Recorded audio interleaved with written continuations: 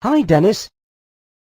Hey Sam, you know, I was just watching a documentary on tigers.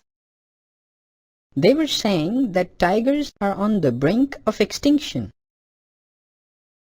If measures are not taken, soon we may not have any tigers left. How's that possible? Sadly enough, tigers have been hunted down over the last few decades, and many of them don't find partners to reproduce to keep the species alive. I don't really understand. What is reproduction? Yes, Hexie. I can understand why you are confused. Robos have no need to reproduce because they are created by man. But living organisms on Earth need to reproduce to keep their species alive. It's because of reproduction that you see millions of organisms of the same type. In this lesson, you will learn about the significance of reproduction. At the end of this lesson, you will be able to describe the significance of reproduction. So, as I was saying earlier, organisms reproduce to keep the species alive. For example, if tigers don't reproduce, we won't be able to see any more tigers in a few years. So, reproduction makes a new individual? You got it. But wait a minute, Sam. How did dinosaurs become extinct then? Didn't they reproduce? Well, there is another aspect to survival of a species. Environments can change drastically without the control of organisms. Such an environmental change can kill a species. Scientists say that the Earth was hit by meteorites that led to the end of the dinosaurs. You know, the documentary also showed how human beings evolved from apes. But you said reproduction produces organisms of similar type. So how do features of organisms change through evolution? You have to understand that evolution is a long drawn-out process that takes place over millions of years. Organisms live together in a well-defined environment. During reproduction, these organisms produce body design features suitable for that environment. For example, over generations, giraffes developed long necks to eat the leaves growing high up on trees. How do they change their body design on their own? Well, it is a little different from the way we designed you, for sure. The answer lies in variations produced during DNA replication. You must have studied at school about how chromosomes in the nucleus of a cell carry information for the inheritance of features from parents to the next generation in the form of DNA, deoxyribonucleic acid molecules. So, what happens during reproduction is that a DNA copy is created. In replication, the DNA is not identically copied. This leads to variations in the DNA. During reproduction, these variations are passed on to the offspring and then to the subsequent generations. Such variations can help a species survive adverse conditions. It is confusing, Sam. Let me explain this with an example. Suppose there was a population of bacteria living in temperate waters and the temperature increases due to global warming. Many of the bacteria would die due to the increased temperature. However, DNA variations in some bacteria might enable them to develop resistance to heat.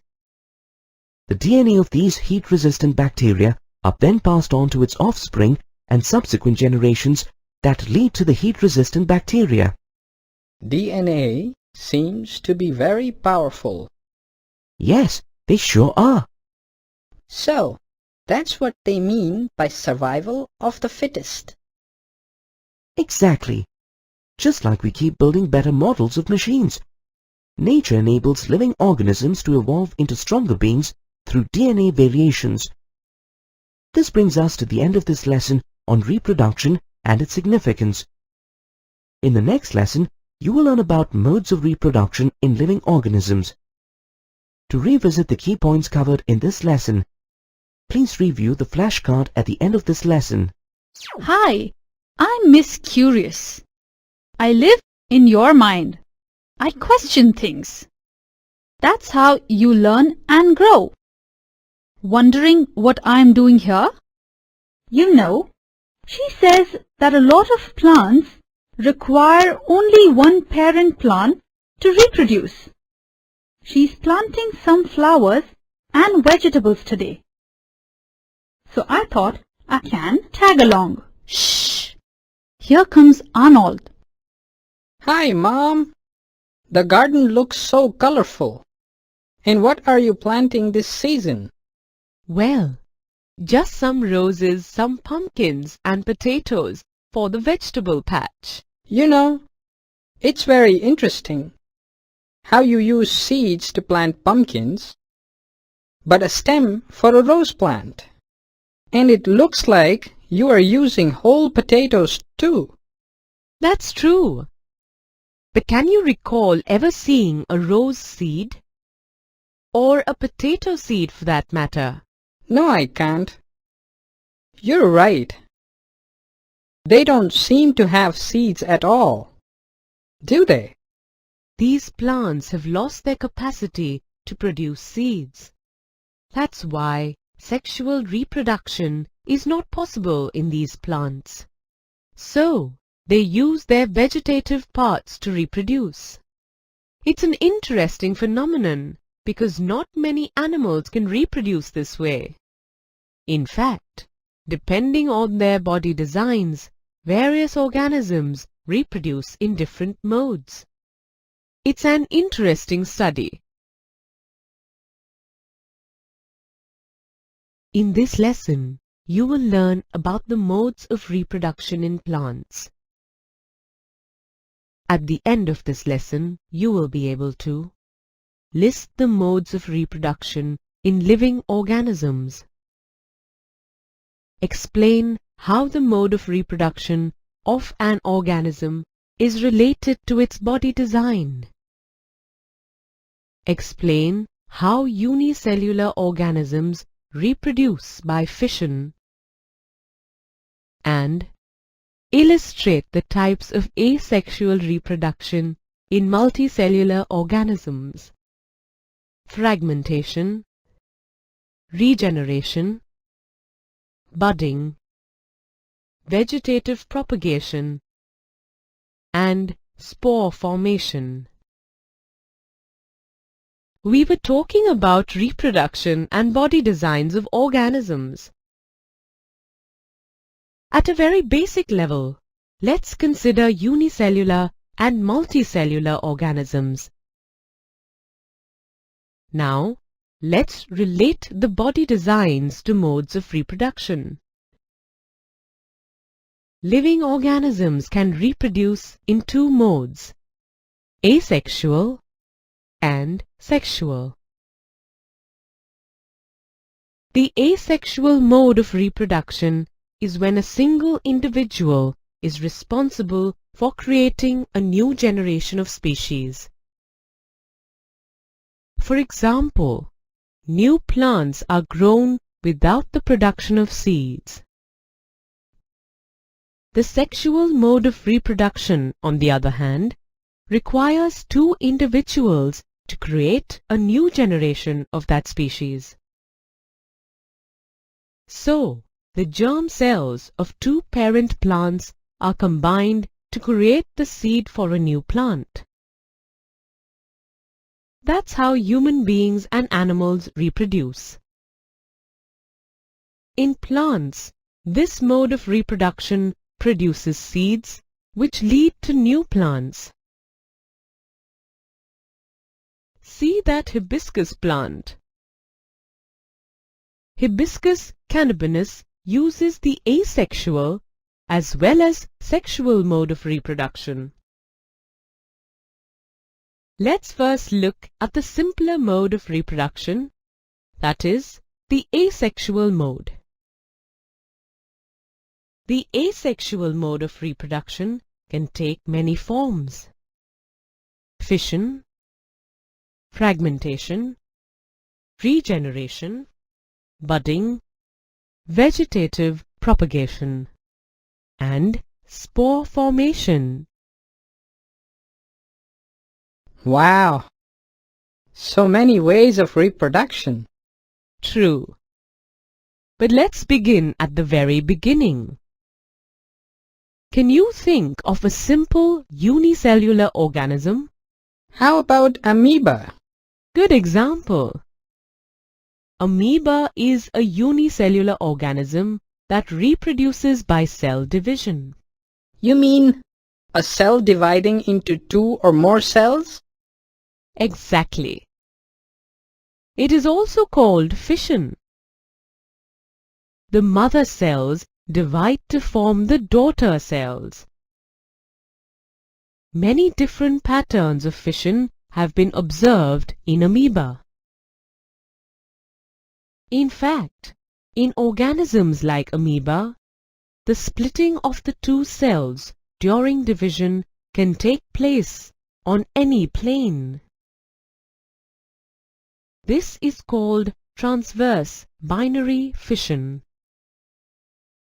Oh, so do all unicellular organisms reproduce like that? Not really. Let's look at a unicellular organism that has a more organized body design. For example, the Leishmania.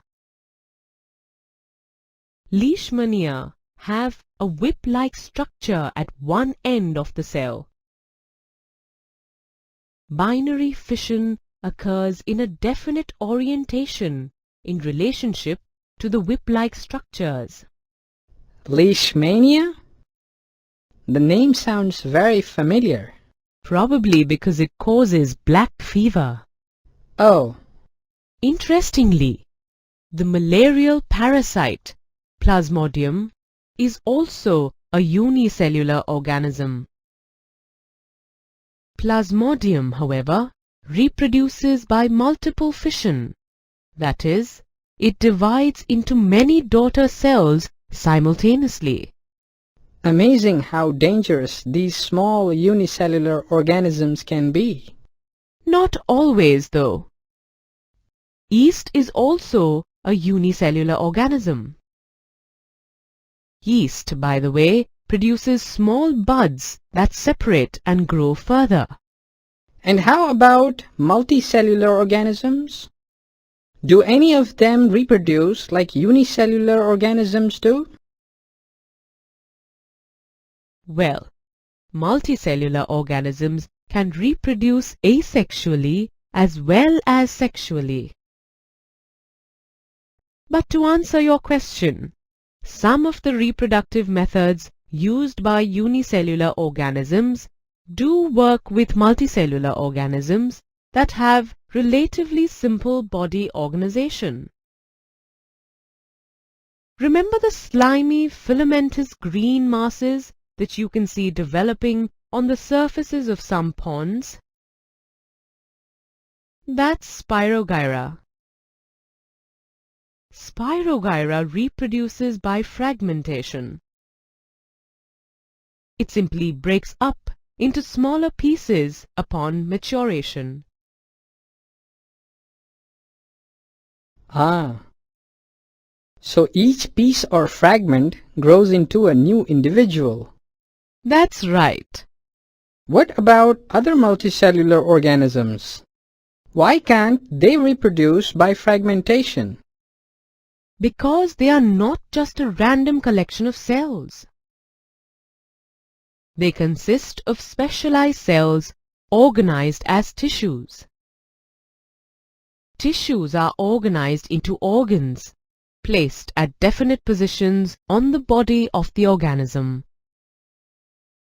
Cell-by-cell division wouldn't lead to another individual in such cases, like human beings. Can you imagine a brain cell breaking off and developing into a complete human body? No. I see what you mean. So what happens in reproduction of such organisms? They use more complex ways of reproduction. There is typically a single cell type in the organism that is capable of growing, multiplying, and creating other cell types under appropriate conditions. This can happen through regeneration, budding, vegetative propagation, and spore formation. Regeneration involves development of new individuals from body parts. For example, consider fully differentiated organisms such as Hydra or Planaria. These can be cut or broken down into many pieces. Each of these cut pieces can grow into separate individuals. How does that happen?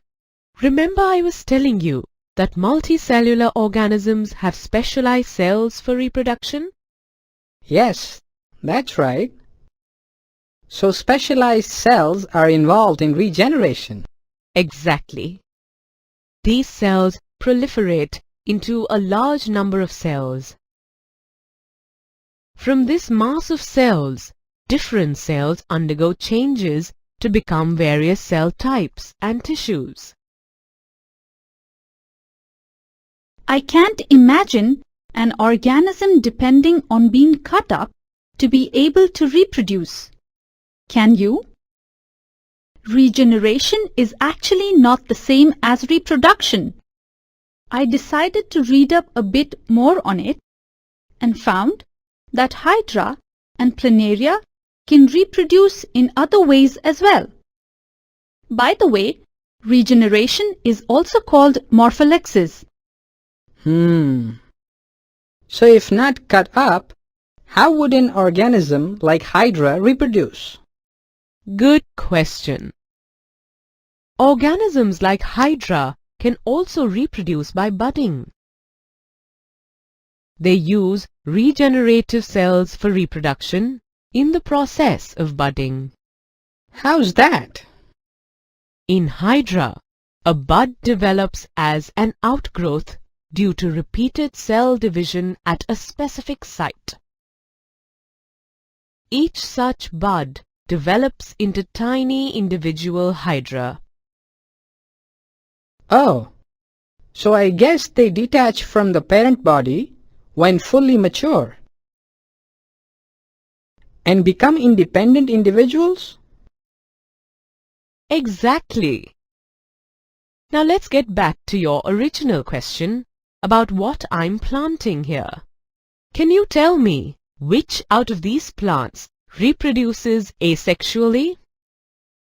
I guess the rose plant. You planted just the stem. That's right.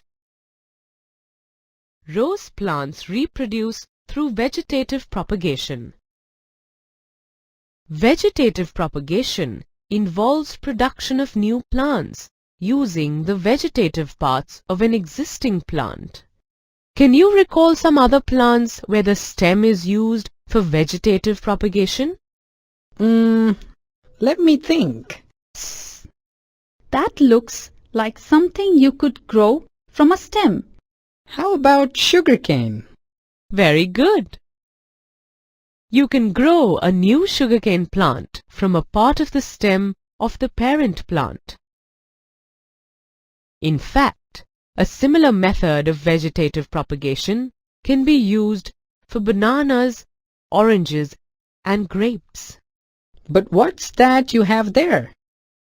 You seem to have tied two rose stems together. Oh, that's called grafting. Through grafting, you can take vegetative propagation one step further and get some desirable characteristics in your plant. In grafting, the tissues of one plant are encouraged to fuse with those of another. I grafted the stems of roses of 2 different colors. I'm hoping to get a rose in a different shade as the characteristics of the 2 roses combine through grafting. You know, grafting is used in some interesting ways. Sometimes gardeners graft related potatoes and tomatoes so that both are produced on the same plant, one above the ground and one under the ground. An amazing concept, isn't it? That sounds really cool. But how about propagation through a leaf or a bud? Come over here. Let me show you. This is a bryophyllum leaf. See the buds on the tip of this leaf? When this leaf touches moist soil, each bud grows into a new plantlet. These plantlets eventually drop off and root. Wow! That could produce a lot of plants. But let's go in for a bit. I am hungry. Can I have some buttered toast?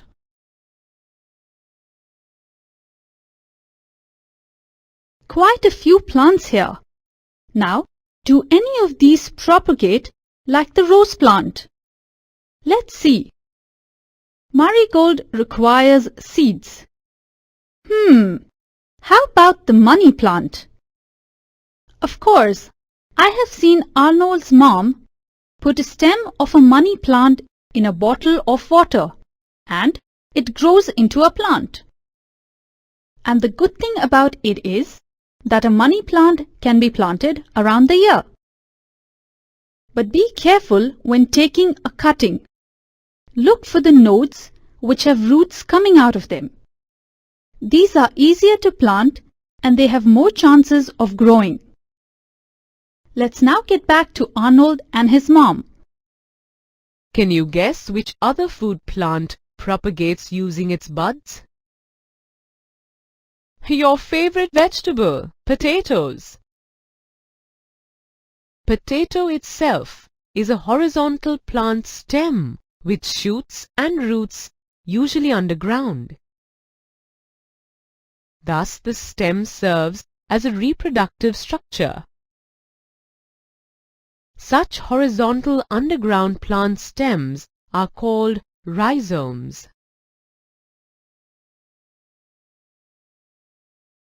Look at this potato here. See those buds and notches? If you cut a potato into small pieces, each with a bud or a notch, and place them on a moist cotton piece, each piece could produce a new rhizome in a few days. That's quick. Don't seeds take a long time to produce new plants? They do. Vegetative propagation is generally faster than sexual reproduction. That's one of its advantages. Can you think of other advantages of vegetative propagation? Well, it requires only one parent, doesn't it? Good observation. But there's more. Let's figure out what the other advantages can be.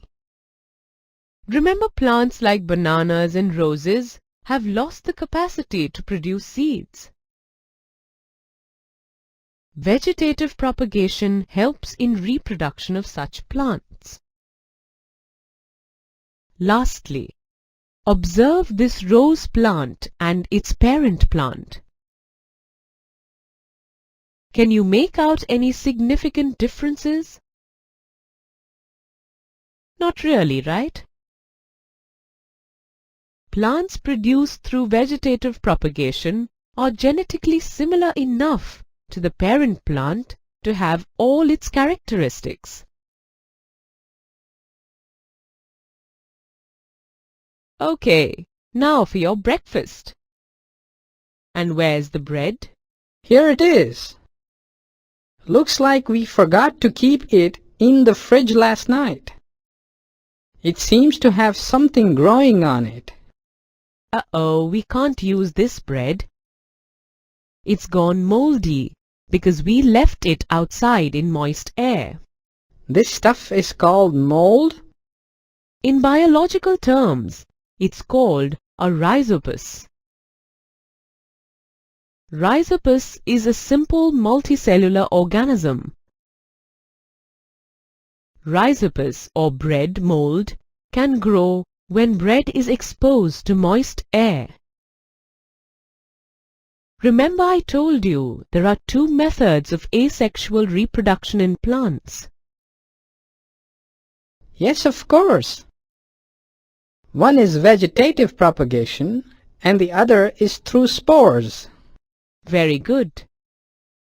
The growth of this mold is an example of asexual reproduction through spore formation. Let's see if we can identify the specific reproductive parts of this rhizopus. Take a close look at this mold. It grows on the bread in the form of thread-like structures called hyphae. So where are the spores that help it reproduce? See those tiny blob on a stick kind of structures? Yes, they seem similar to the stamen that we see in flowering plants. These blobs are known as sporangia, and these are the structures involved in reproduction.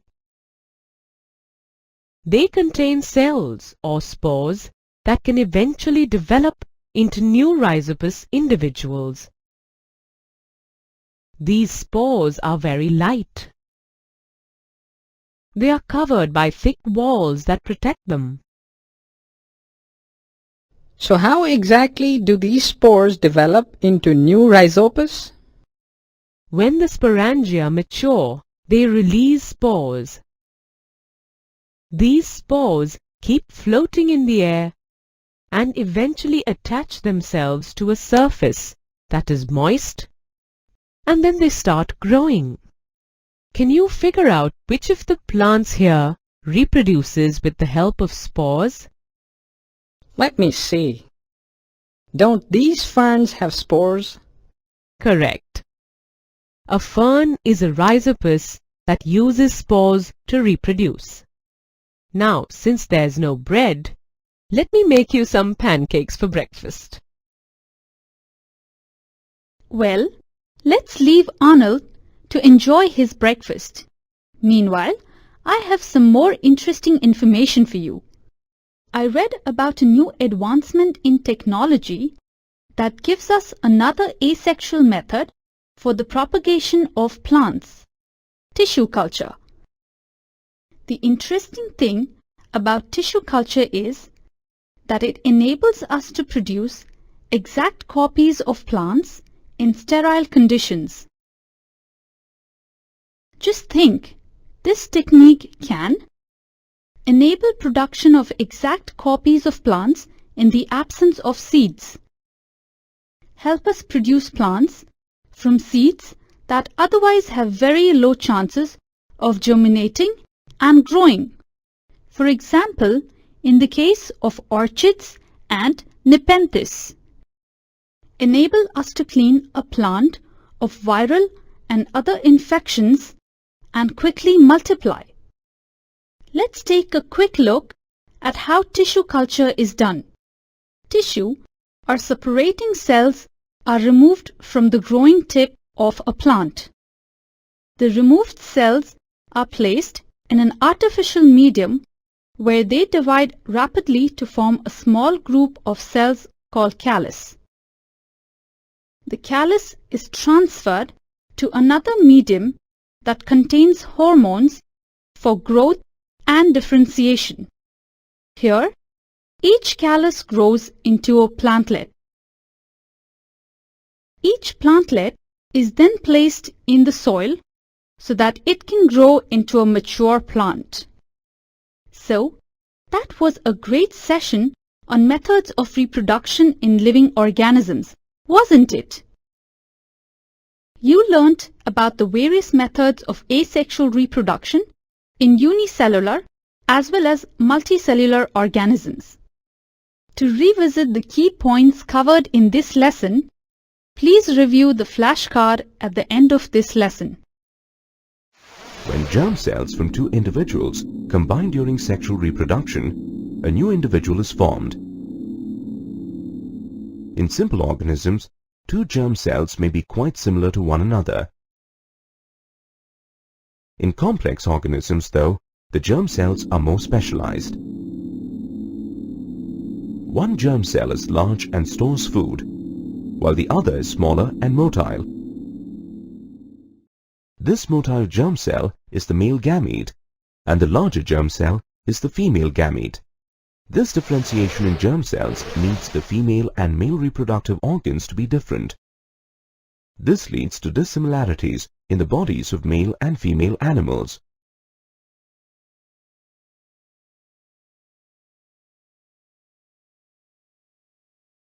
This lesson describes the male and the female reproductive system in animals, specifically in human beings. It also explains the process of reproduction and the importance of reproductive health. At the end of this lesson, you will be able to identify the parts of the male reproductive system, identify the parts of the female reproductive system, describe the process of fertilization, and list various sexually transmitted diseases. Before we begin this lesson, let me introduce you to Eva and Spark, who will guide you through this lesson. Hi, I'm Spark. And I am Eva. All of us know that our bodies change as we become older. Our height increases as we move from one class to the next. Similarly, our weight increases as we grow. These changes make the body become larger in size. In the early teenage years of boys and girls, sperm and eggs are formed in the male and the female reproductive systems, respectively, in an unripe state. During this phase, a whole new set of body changes occur that are common to both boys and girls. This may involve changes in the appearance and proportion of the body, emergence of new features, and the development of new sensations. During this phase, boys and girls will notice hair growth in certain parts of the body, such as armpits, legs, face, arms, and the genital areas. At this time, the skin too frequently becomes oily and might develop pimples. All these changes take place slowly, over a period of months and years. The time taken for these changes to occur differs from person to person. These changes are aspects of the sexual maturity of the body. So how do all these changes link with the reproductive process or even to our existence? As you know, the process of fertilization involves the fusion of germ cells. But this fusion is possible only once the male germ cells and the female germ cells are mature. Thus, sexual maturity of the body is necessary for the process of fertilization to happen. During the teenage phase, the growth in the body of the boy and the girl slows down. In the adolescent phase, the reproductive tissues begin to mature. This period in boys and girls is called puberty. During this phase of puberty, sexual reproduction in humans is possible. But for that, presence of a male reproductive system and a female reproductive system similar to the stamen and the carpel in flowering plants is necessary. The sperm forms a part of the male reproductive system, while the egg forms a part of the female reproductive system. The male reproductive system consists of sections that produce germ cells like sperm, while other sections take up the task of delivering them to the site of fertilization. In males, the germ cells known as sperms are formed in the testes located outside the abdominal cavity in the scrotum. These sperms have a long tail that helps them move towards the female germ cell. But why does this formation happen outside the abdominal cavity? This is because the sperm formation requires a lower temperature than the normal body temperature. But the other obvious question is, how does sperm end up meeting the egg if they are placed somewhere below the abdominal cavity? Like I said earlier, there are a lot of organs in the reproductive system that help sperm to develop and later travel to meet the egg. Let me explain this in detail. After the sperms are formed, their development is regulated by the hormone testosterone. It not only regulates but also helps in the development of the secondary sexual characters, leading to puberty. The sperms use the help of the vas deferens, which joins another tube that emerges out of the urinary bladder. As the germ cells move along the path of the vas deferens, glands like the prostate and the seminal vesicles add their secretions so that these cells make the transportation easier. The sperms then pass through the urethra and through the penis to reach the female reproductive system, where the sperm gets to meet the egg. What is the vas deferens used for? The vas deferens continues from epididymis as a tube. The length of the tube is about 30 centimeters and it is muscular. The muscles in the walls help to propel the sperm forward.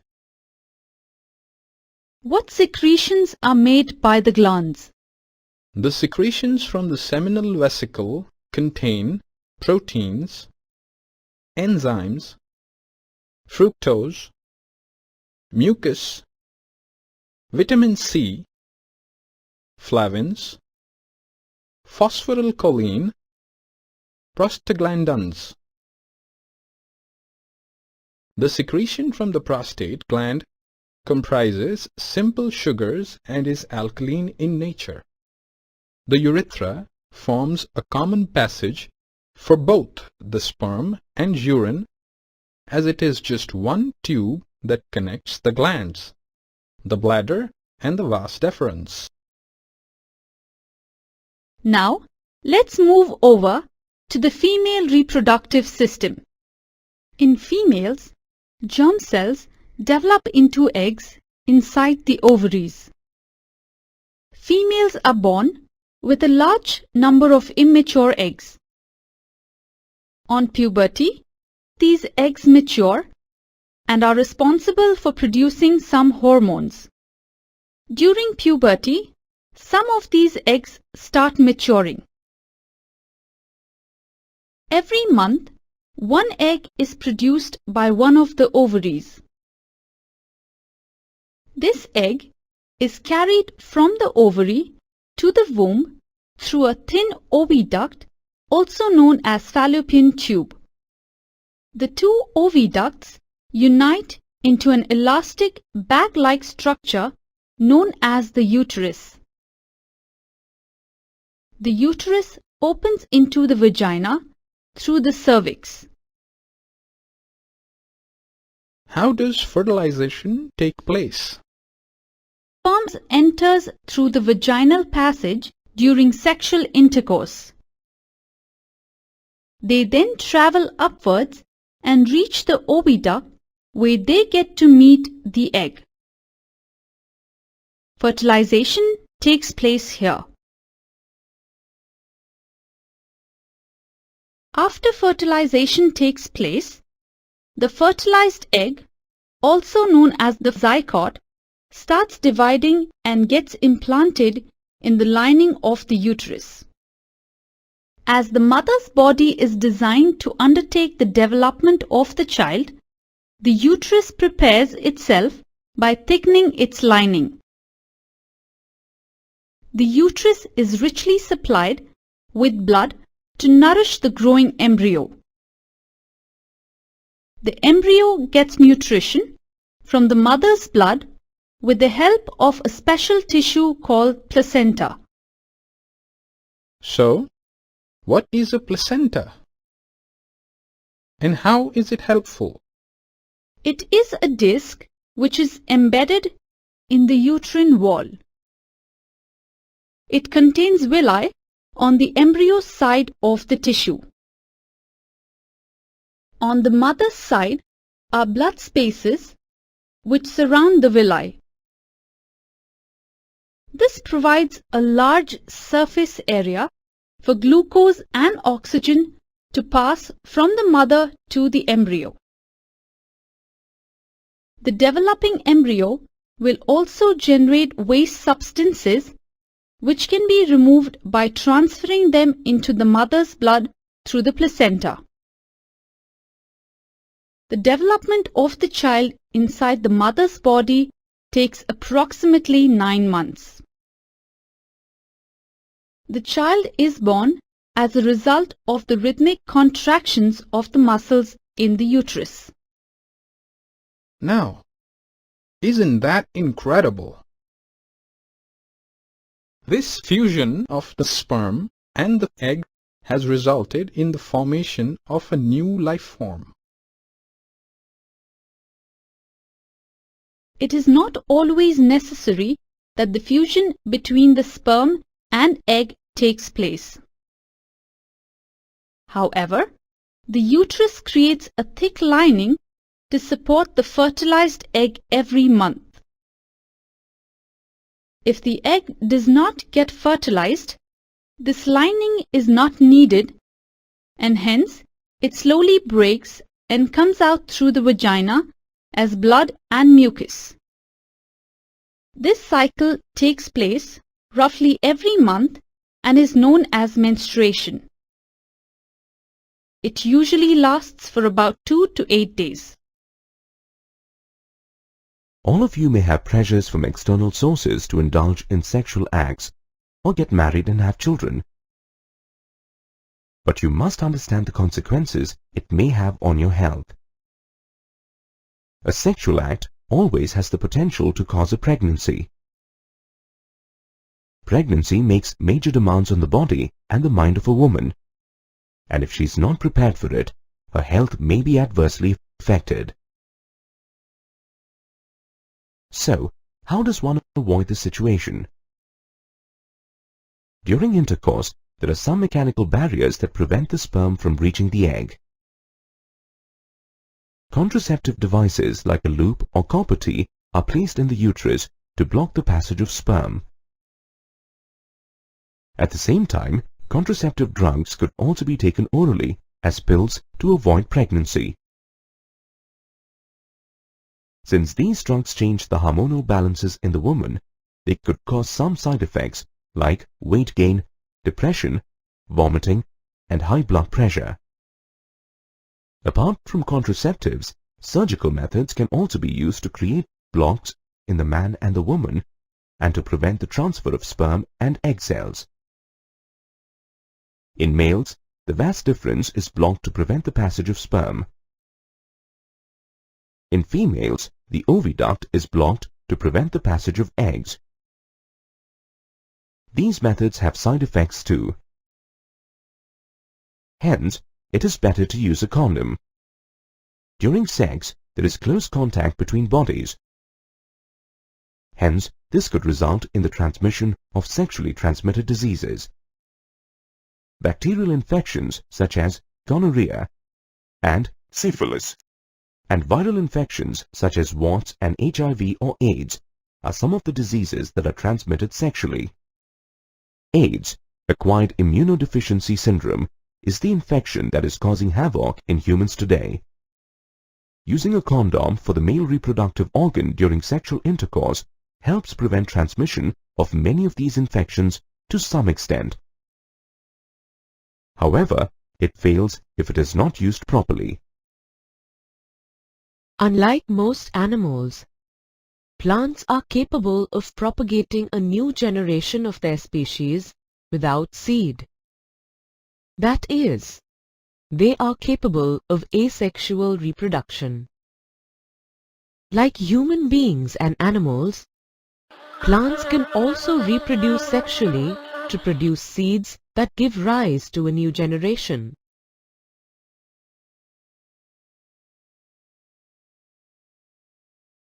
In this lesson, you will learn about sexual reproduction in flowering plants. At the end of this lesson, you will be able to identify the importance of sexual reproduction, list the reproductive parts in flowering plants, explain the steps involved in the process of sexual reproduction in flowering plants, and explain the concept of germination. Arnold has been learning about the world of plants through his mom's garden. They have had some interesting discussions about asexual reproduction in plants. It's another sunny day and he is back in his favorite place, the garden in the backyard. Let's see what mysteries he unfolds today. Wow! Look at those hibiscus flowers. Beautiful! Hey, Mom! I've got some yellow stuff on my fingers. That must be pollen from the flowers. You remember I was telling you that it is the sexual mode of reproduction found in the hibiscus. Pollen is a coarse powder that carries the male gamete of the seed plants to the female part of the flower. You know, I was reading up about reproduction in plants, and I came across some interesting stuff. Considering that many plants reproduce asexually as well, I wonder why sexual reproduction is required at all. What advantages does it provide over asexual reproduction? Well, asexual reproduction does not always provide enough DNA variation for the survival of a species.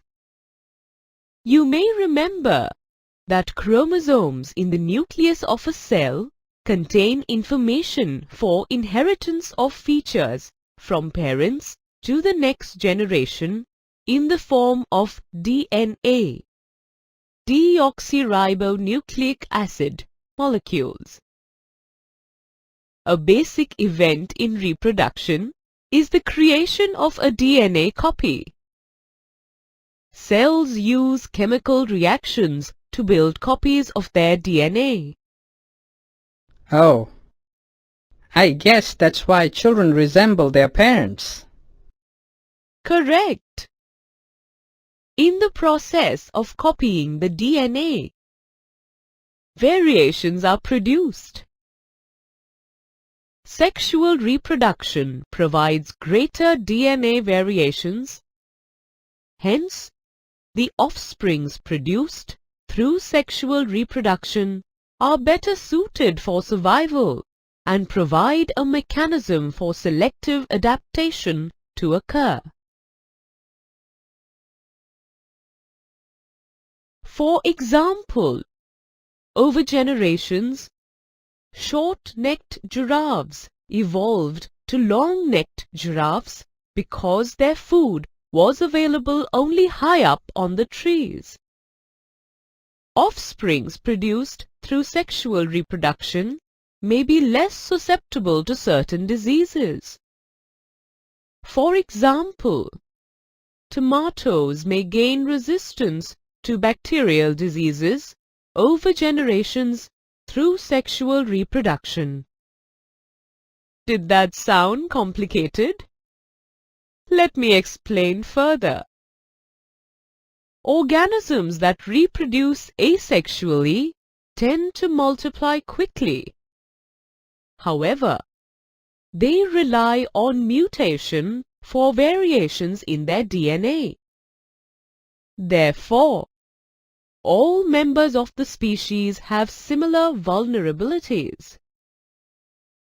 In fact, some organisms may be unable to reproduce further when their nuclei become weak due to repeated asexual reproduction. For example, Paramecium, which can reproduce by binary fission, can face this problem. On the other hand, organisms that reproduce sexually yield a smaller number of offspring. But these offspring have greater DNA variations. Why is that? The new individual or the offspring derives half the amount of DNA from the female gamete and the other half from the male gamete.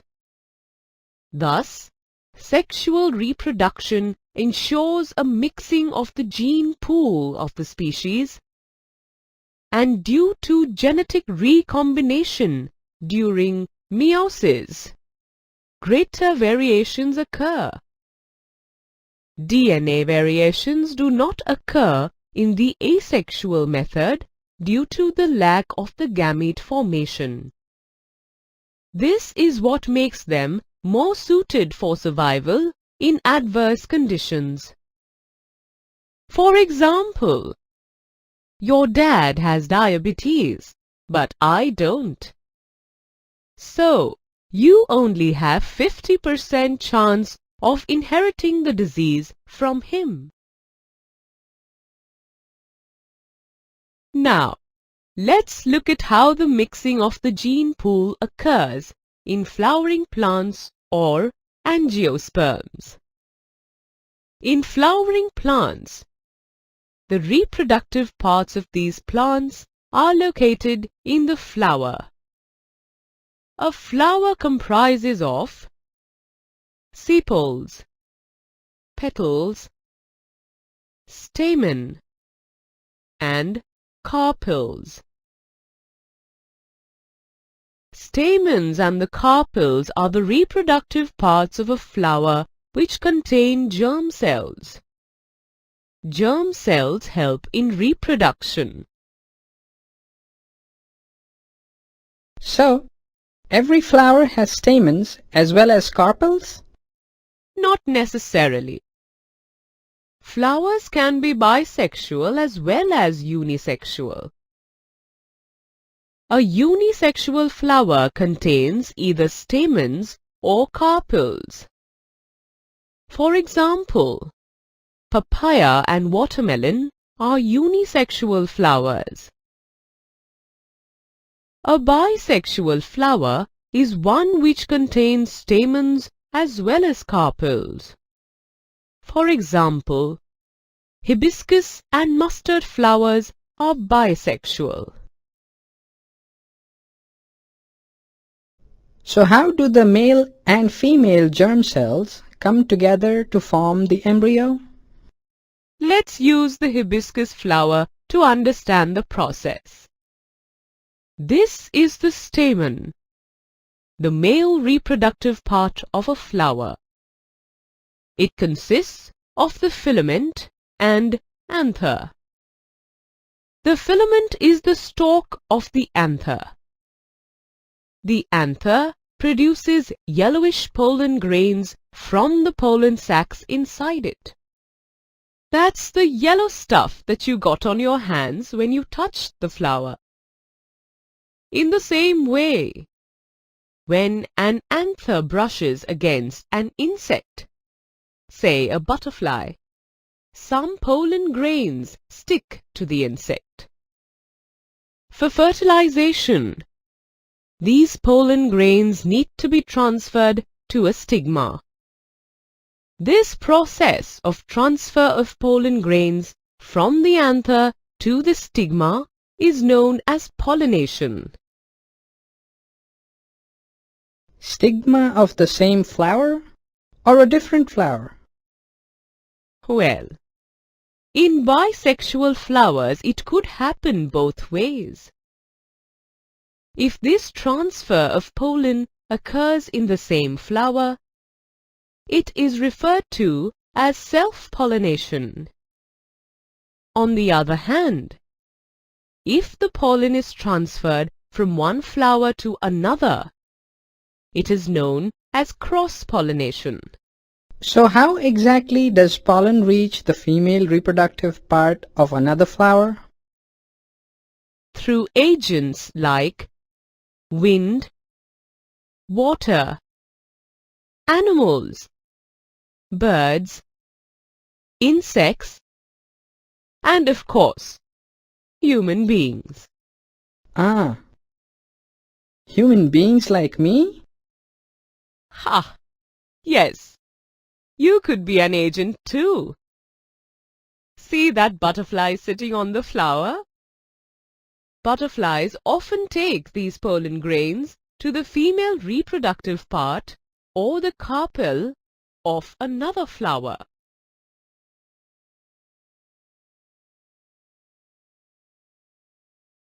You know, I was wondering what exactly attracts agents like the butterfly to these flowers. I read up a bit and this is what I found. We spoke about petals earlier, remember? Petals function to attract insects or bird pollinators through color, scent and nectar, which may be secreted in some part of the flower.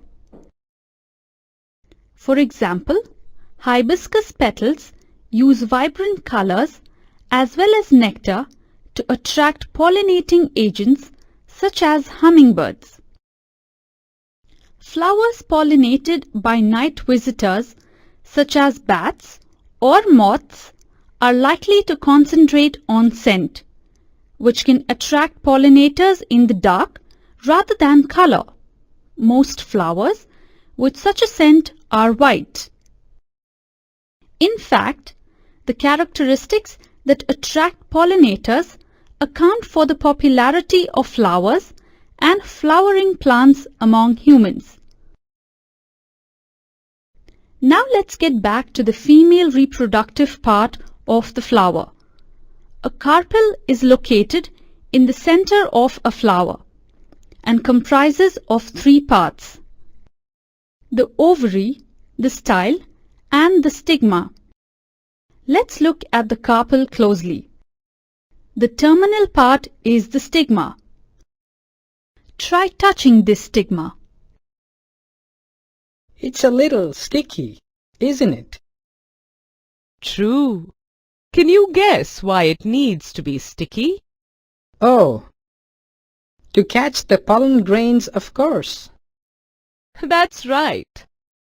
When the butterfly carries the pollen grains from the stamen, the stigma can trap these pollen grains in its sticky surface. Then they can travel down to the ovary for fertilization. So the middle elongated part of the carpel is the style, and this swollen part at the bottom is the ovary? Yes, you got it. Now let's look at the ovary. The ovary contains ovules and each ovule has an egg cell. Now that the stigma of the hibiscus flower has received pollen grains, these grains have to reach the female germ cells which are in the ovary. So, do the pollen grains just fall through the style to reach the ovary? Not quite. To enable the pollen grains to reach the female germ cells, a tube grows out of the pollen grain and reaches the ovary. This tube is known as the pollen tube. This is where the fusion of the germ cells or fertilization takes place.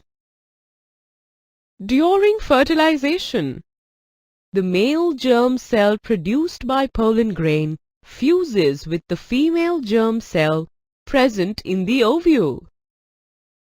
This fusion of two gametes or germ cells is also called syngamy. Syngamy produces a zygote, which is capable of growing into a new plant. So then the seeds that we see are zygotes. Not so fast. After fertilization, the zygote divides several times to form an embryo within the ovule. The ovule then develops a tough coat and is gradually converted into a seed. These are the seeds that we use to raise new plants. But the seed is not available to us just yet. It is enclosed in the ovary that grows rapidly and ripens to form a fruit. In this process, the petals, sepals, stamens, style and stigma may shrivel and fall off.